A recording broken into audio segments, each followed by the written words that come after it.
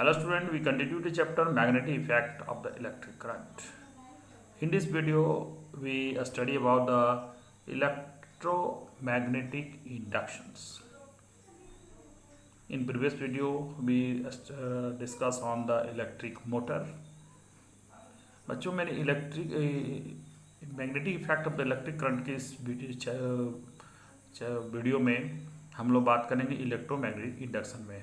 आपने इससे पहले वीडियो में या इससे पहले भी हमने बताया कि इलेक्ट्रिसिटी से by the help of the electricity magnetic field is produce.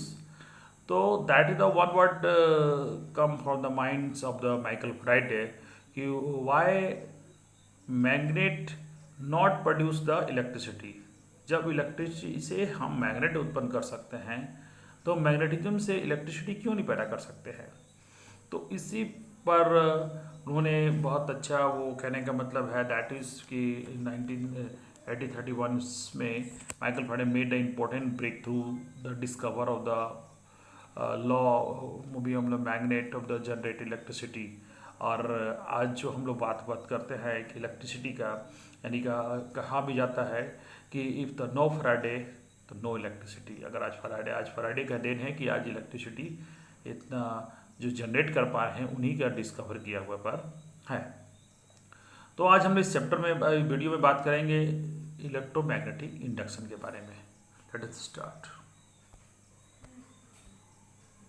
हाँ बच्चों, मैंने बताया इसके लिए पहले एक एक्सपेरिमेंट की हम लोग बात करें। फर्स्ट ऑफ ऑल एक एक्सपेरिमेंट इसके लिए क्या है कि एक जिस तरह का ये देख रहे हैं डायग्राम, ठीक है, इसमें एक कॉयल को इसमें लपेट दिया गया है जैसे सोलेनॉइड जिससे होता है, और उसको एक गैल्वेनोमीटर से कनेक्ट कर दिया गया है और ये है आपका मैग्नेट। तो जब मैग्नेट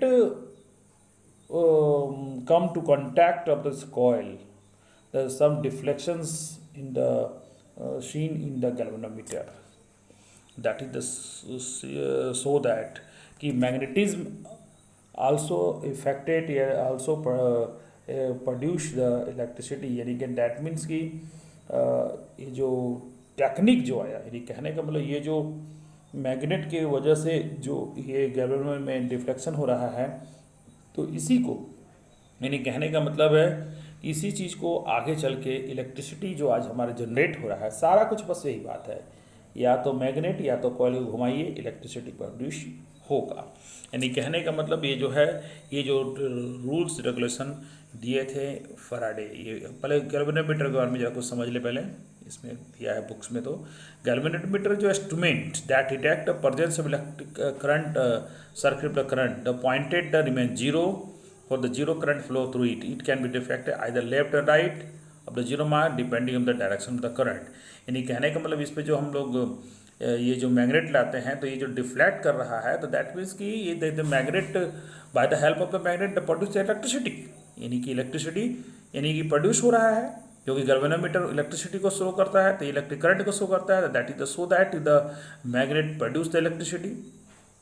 तो इसी टेक्नोलॉजी का इस्तेमाल करके इलेक्ट्रिक जनरेटर बनाया गया। आपके घर में जो भी जनरेटर आप देखते हैं, चाहे जो भी इलेक्ट्रिसिटी, चाहे वो जैसे कि ये हाइड्रो पावर प्लांट का है कहा जाए, चाहे वो आपका ये पावर प्लांट जो कोयले से जो कहते हैं हम लोग थर्मल पावर प्लांट, सारा कुछ सारा बेस इसी आइडिया पर है। तो पहले हम लोग जरा आप इंट्रोड्यूस कर दें आपको ये फैराडे साहब से। तो फैराडे जो थे, माइकल फैराडे जो है एक नॉर्मल बुक बाइंडर थे, ठीक है। They are the Michael Faraday is experimental physician, मतलब एक्सपेरिमेंटल, नॉट मतलब ये ऐसा नहीं कि वो बहुत ज़्यादा पढ़े लिखे थे, मतलब ये एक्सपेरिमेंट साइंटिस्ट थे और ये जो बुक बाइंडिंग का काम करते थे, लेकिन इनका पढ़ने में इंटरेस्ट था। तो इन्होंने जो डेवी जो है उनका लेक्चर का जो था उसको उनके बाइंडिंग का रॉयल इंस्टीट्यूट का आया था, जिसको यानी कि हम्फ्री डेवी का जो आया था उस पर उन्होंने पढ़ा उसको, और उसके बाद उन्होंने पढ़ने के बाद उसने जो कुछ कहने का मतलब है कि वो he made the careful notes the David lecture and sent the Davy soon he was the made, उसको असिस्टेंट बना दिया गया। और उसके बाद उन्होंने बहुत से चीज़ों को बताया और उनको बहुत से अवार्ड भी मिला, लेकिन उन्होंने हमेशा कहा Faraday love his science work more than any honour. मतलब उन्होंने उनको ऑनर को जितना ज़्यादा नहीं, मतलब कोई सम्मान से ज़्यादा उनको साइंस वर्क पर करने पर उनका फोकस था। चलिए, ये तो हो गया फराडे के बारे में। तो मैंने बताया कि फराडे ने ही बताया कि इलेक्ट्रिसिटी जो फ्लो करता है, जिसे आपका घर में कार होगा तो या जो भी कोई गाड़ियाँ होती है, सारे में एक डायनमो जो है, डायनमो जो लगा रहता है, सारा डायनमो इसी सिद्धांत पर काम करता है। तो चलिए हम आगे और बढ़ते हैं। तो उसके बाद फ्लेमिंग का, पहले ये इसको ज़रा समझ लीजिए। ये है आपको इलेक्ट्रोमैग्नेटिक इंडक्शंस। यानी कहने का मतलब, जब कहने का एक कॉयल है, जैसे एक आप कॉयल 1, कॉयल 2, और इसमें इलेक्ट्रिसिटी पास कर रहे हैं, तो हम जानते हैं कि when electricity pass through the coil they convert into the magnet.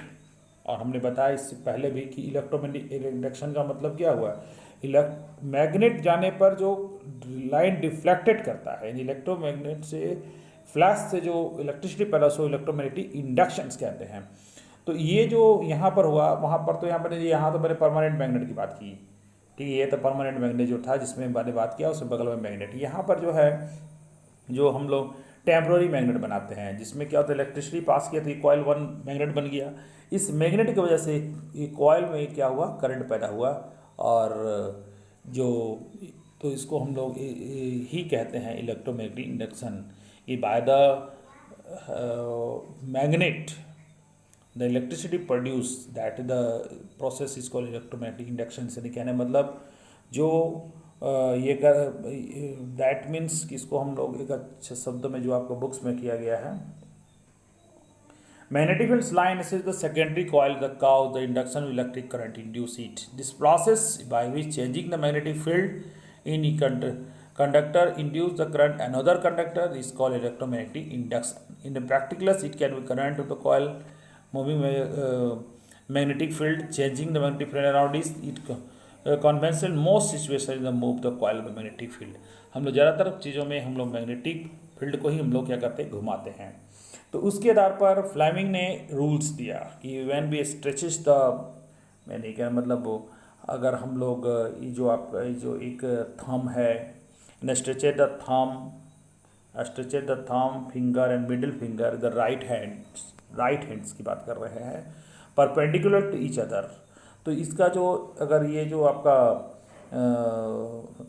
Middle जो क्या कहते हैं आपका, सॉरी, 4 फिंगर जो है वो मैग्नेटिक फील्ड को दिखाता है, तो ये जो है आपका करंट को, तो ये आपको इसका उसका मूवमेंट को दिखाता है, ठीक है। यानी कहने का मतलब, it stretch the thumb finger and middle finger so that the perpendicular each other, then so that the 4 finger indicate the direction of the magnetic field, thumb show the direction of the motion conductor, the middle finger show the direction of induced current. Is a simply rules called the Fleming's right hand rules.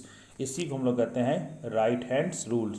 और इसी के आधार पर, on the basis of the Fleming right hand rules, the our electric generator is work.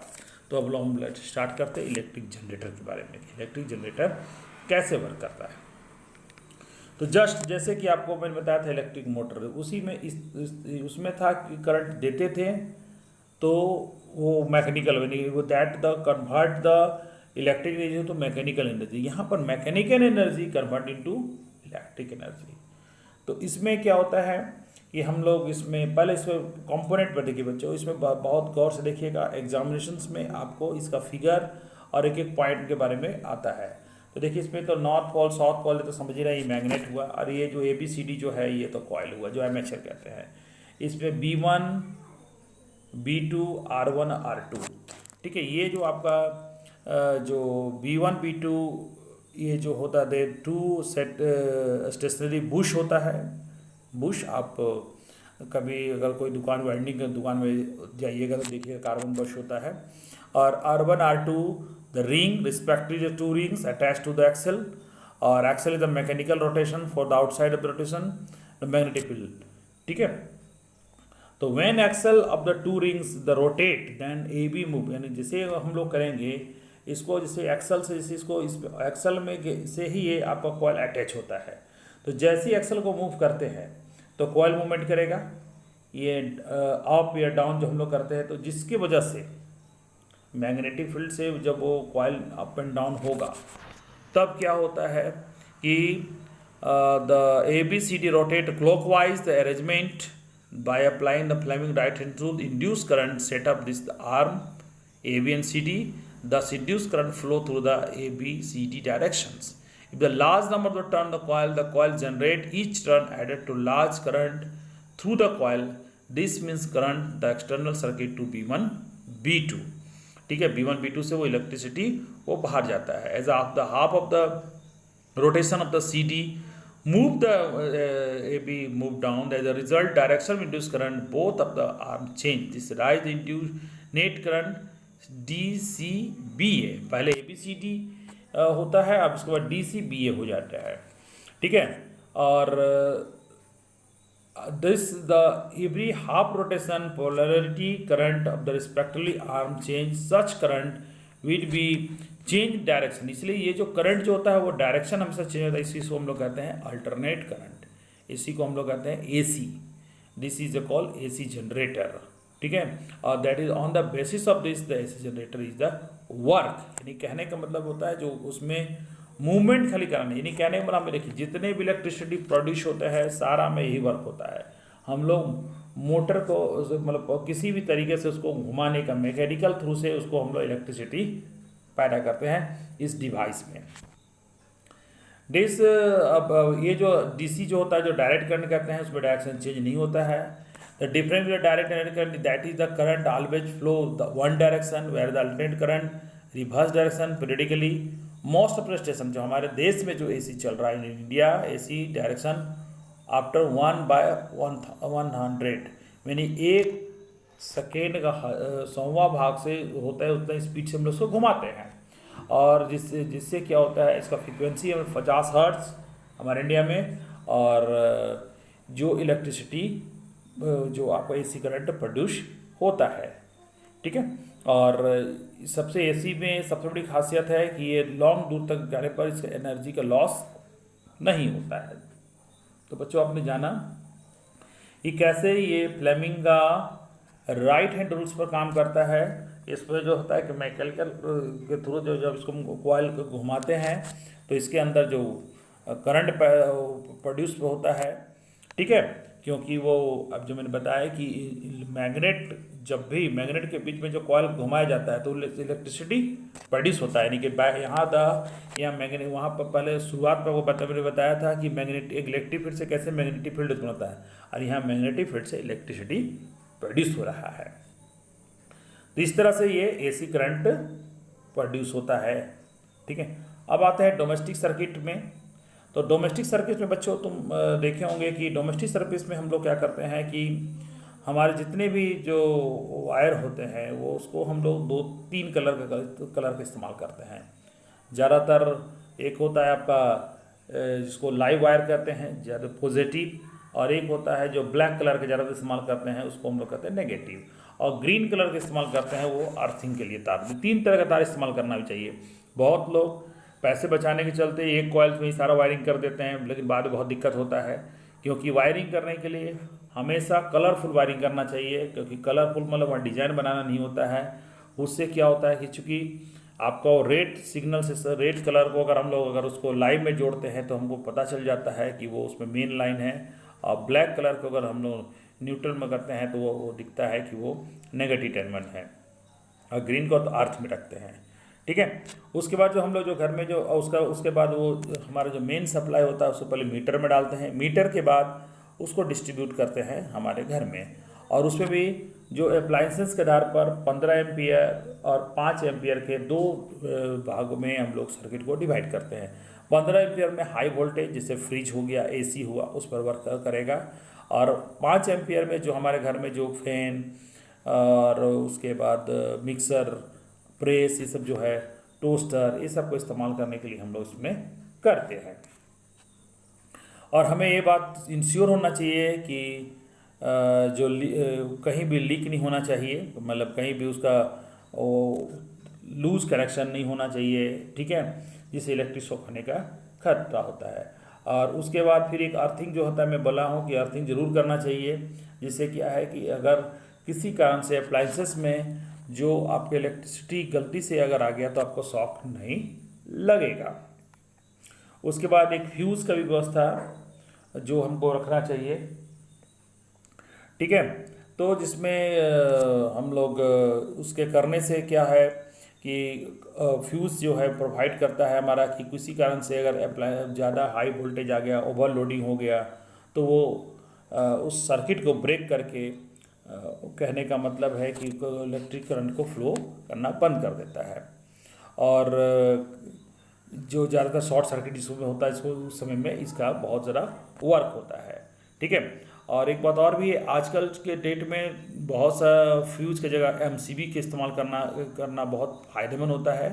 MCB में automatic system होता है जो बहुत ही सेफ़ होता है, इसलिए हम तो कहते हैं कि जो मॉडर्न जो टेक्नोलॉजी आया है उसका फ्यूज़ की जगह एमसीबी का इस्तेमाल भी करना चाहिए, ठीक है। तो इस तरह से बच्चों हमने इस चैप्टर में जगह देखा कि कैसे magnetic effect of the electric current में हमने बात किया, right hand left rules, motor और जनरेटर के बारे में हमने और डोमेस्टिक सर्किट के बारे में बात किया।